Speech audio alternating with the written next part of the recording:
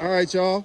Mr. Blackson for Team Blacksmith about to run the Zastava ZPAP M70. Mike, it's all you. All right.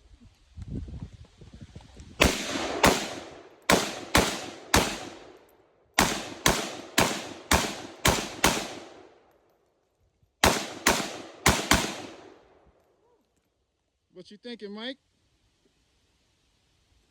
I like it. Very front heavy. Man, just a recoil one more. How's the recoil pretty well. Does got a little kick. But other than that, this is nice. Is this the first time you shot an AK? First time. Oh, man. First time shooting an AK. So what you thinking? You think you might be adding an AK to the collection, or are you not sure yet? I'll have to get a couple more rounds through this, but, and plus, getting used to operating compared to a regular AR. I don't know, but I don't know. You may see something when I start getting into my rifle collection. Uh-oh. Uh-oh.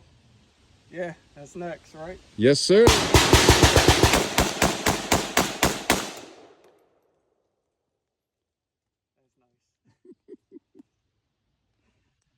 Oh man, that's nice.